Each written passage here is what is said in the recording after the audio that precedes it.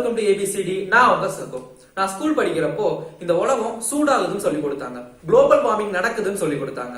அதுக்கு காரணம் green house எஃபெக்ட்னு சொல்லி கொடுத்தாங்க. நான் கண்ணாடி மாறில நான் கூட கிரீன் ஹவுஸ் எஃபெக்ட் சரியான வில்லம் போல அப்படின்னு நினைச்சேன். ஆனா அப்புறமா தெரிஞ்சது தலைவர் டபுள் ஆக்ட்னு. நல்லவரா கெட்டவரா? To answer your question, ரெண்டும் சேர்ந்தது தான் நான். I'm a hero and a villain. I'm good, but I'm a bad.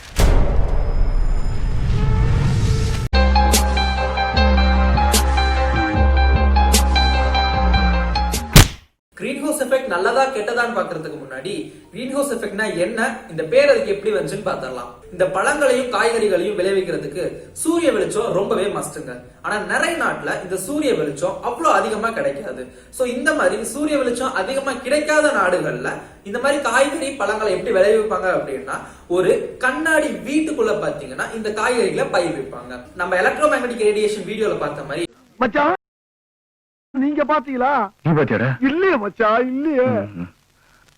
மாப்பிள்ள சரியா பாக்கலையா? பார்க்காதவங்க இந்த கார்டை கிளிக் பண்ணி பார்த்துட்டு வந்துருங்க.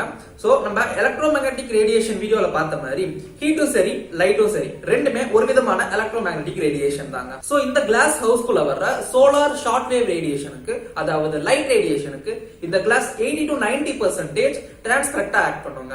அதாவது இந்த கிளாஸ் மேல படுற 80 to 90% ஆஃப் த லைட் அது உள்ள போக அலோவ் பண்ணிடுங்க. அந்த மாதிரி உள்ள வர்ற லைட் வேவ் ஆனது பூமியோட மேல் பரப்புல பட்டு ஹீட் வேவா மாறிடுங்க. அதாவது ஷார்ட் வேவ் பூமி மேல பட்டு லாங் வேவா மாறிடுங்க. அப்கோர்ஸ் பூமி மேல படுற எல்லா லைட் வேவும் ஹீட்டா மாறிடாது. ஒருவேளை எல்லா லைட்டுமே ஹீட்டா மாறிட்டா அந்த கிளாஸ் ஹவுஸ் இப்படி பிளாக் ஹவுஸா மாறிடும்.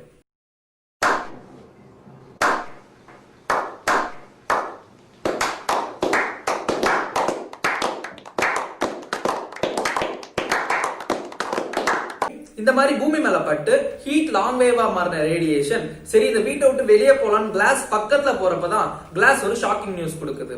நான் லைட் வேவ் மட்டும் தான் உள்ள விடுவேன், ஒன்ன மாதிரி ஹீட் வேவ விட முடியாதுன்னு. சோ அந்த ஹீட்டால அந்த கிளாஸ விட்டு அவ்வளவு ஈஸியா வெளியே போக முடியாம அந்த வீட்டுக்குள்ளேயே மாட்டிக்கோங்க.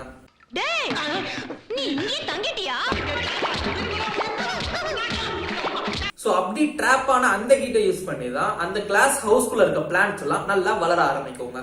சோ இப்படிதான் சூரிய வெளிச்சம் அதிகமா கிடைக்காத நாடுகள்ல பழங்கள் காய்கறிகளை விளைவிக்கிறாங்க. சோ இந்த கிளாஸ் ஹவுஸ பச்சை பசேல்னு வச்சுக்கிறதுனால இந்த கிளாஸ் ஹவுஸ கிரீன் ஹவுஸ்னும் இந்த எஃபெக்ட green house எஃபெக்ட்னும் Swedish scientist Svante ஆகன்சம் பேர் வச்சாருங்க. இதேதான் நம்ம பூமியோட வளிமண்டலமும் பண்ணுதுங்க. எப்படி கண்ணாடி லைட் வேவ உள்ள விட்டுட்டு ஹீட் வேவ வெளியே விட மாட்டேன்னு சொல்லிச்சோ, அதே மாதிரி நம்ம பூமியோட அட்மாஸ்பியரும் பாத்தீங்கன்னா சூரியனோட சன்லைட்டை உள்ள விட்டுட்டு அது பூமி மேல பட்டு அது ஹீட் வேவா மாறினதுக்கு அப்புறம் அதை வெளியே விட மாட்டேன்னு சொல்லும். நான் கண்ணாடி மாறில மர்க்கா சொல்லு. நான் கண்ணாடி மாறில மர்க்கா மர்க்கா சொல்லு. நான் கண்ணாடி மாறில. அப்ப புரியல, இப்ப புரியுது, இப்ப புரியுது.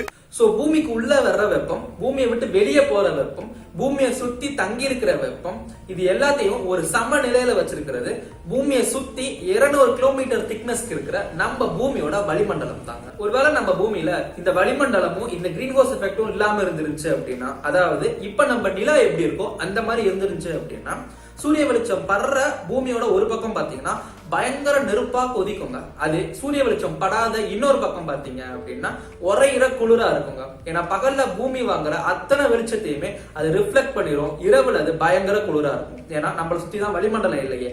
அதனால இந்த ரெண்டு குளிர்ற கண்டிஷனும் பயங்கர சூடா இருக்கிற கண்டிஷனுமே பூமியில எந்த ஒரு உயிரையுமே வாழ விட்டுருக்காதுங்க.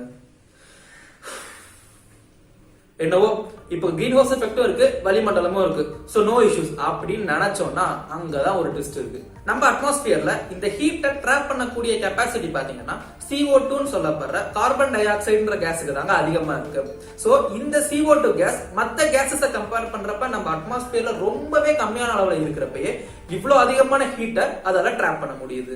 சோகம் என்னன்னா நாளுக்கு நாள் CO2 அளவு நம்ம அட்மாஸ்பியர்ல அதிகமாயிட்டே போகுதுங்க. இதனால என்ன பிரச்சனை வரும் அப்படின்னா, பூமியோட வெப்பத்தை தக்க வச்சுக்கிற தன்மை அதிகமாகும். அதனால பூமியோட சராசரி டெம்பரேச்சர் அதிகரிக்கும். இதனால பருவநிலை மாற்றங்கள் ஏற்படும். மழை பெய்ய வேண்டிய நேரத்துல மழை பெய்யாது, வெயில் அடிக்க வேண்டிய நேரத்துல வெயில் அடிக்காது. அதே நேரத்துல அண்டார்டிகா போன்ற பனி பிரதேசங்கள் இருக்கிற பனிகள் உருக ஆரம்பிக்கும். அதனால நம்மளோட கடல் மட்டம் உயர ஆரம்பிக்கும். இதனால கடலோரத்துல இருக்கிற சிட்டிஸ் எல்லாமே கடலுக்குள்ள போகிறதுக்கான வாய்ப்புகள் ரொம்பவே அதிகமா இருக்குங்க. இந்த மாதிரி CO2 லெவல் நம்ம அட்மாஸ்பியர்ல அதிகமாயிட்டே போறதுக்கு நிறைய ரீசன்ஸ் இருக்குங்க. CO2 உள்வாங்கிட்டு ஆக்சிஜனை வெளியே தர்ற மரங்களை, அதாவது காடுகளை வெட்டிட்டு அந்த இடத்துல பிளாட் போடுறோம். இந்த மாதிரி CO2 குறைக்கிறதுக்கு நம்ம கூட இருந்து ஹெல்ப் பண்ண மரங்களை தான் வெட்டிட்டோம்னு பார்த்தா, இன்னொரு பக்கம் பாத்தீங்கன்னா CO2 அதிகமா வெளிவர ஃபேக்டரிஸ், அதாவது ஃபேக்டரிஸ்ல இருந்து வெளிவர புகை, அப்புறம் ஆட்டோமொபைல்ஸ்ல இருந்து வெளிவர புகை அப்படின்னு CO2 கண்டென்ட் நாளுக்கு நாள் அதிகமாயிட்டே தாங்க போகுது. இன்ஃபேக்ட் நீங்க கரண்ட்டை யூஸ் பண்றவரா இருந்தா நீங்களும் இந்த CO2 இன்க்ரீஸ் ஆகுறதுக்கு ஒரு முக்கியமான காரணமா இருக்க நிறையவே வாய்ப்பு இருக்குங்க. ஏன்னா நம்ம உலகத்துல பாத்தீங்கன்னா மோஸ்ட் ஆஃப் த கரண்ட்டை நிலக்கரியை எரிச்சு, அதாவது CO2 ப்ரொடியூஸ் பண்ணி தான் கரண்ட்டையே நம்ம உருவாக்குறோம். ஒரே ஒரு நிமிஷம் நிதானிச்சு உங்க சைட்ல பாருங்களேன். உங்க பக்கத்து ரூம்ல ஒரு ஃபேனோ இல்ல லைட்டோ வேஸ்டா ரன் ஆயிட்டு இருக்கிறதுக்கான வாய்ப்புகள் ரொம்பவே அதிகமா இருக்குங்க. மறந்துடாதீங்க, அதுக்கேத்த கார்பன் டை ஆக்சைடு வெளியே வந்துட்டு தான் இருக்கு.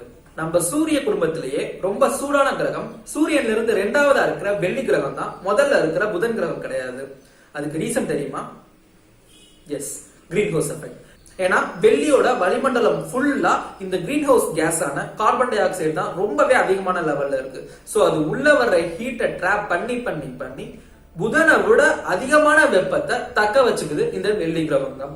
இந்த வெள்ளி கிரகத்தோட சர்ஃபேஸ் டெம்பரேச்சர் 465 டிகிரி செல்சியஸ், அதாவது 900 டிகிரி ஃபாரன்ஹீட். இதை கம்பேர் பண்ணி சொல்லணும் அப்படின்னா 100 டிகிரி ஃபாரன்ஹீட் தான் நமக்கு சரியான காய்ச்சல் அடிக்குது அப்படின்னு டாக்டர் சொல்லுவாரு.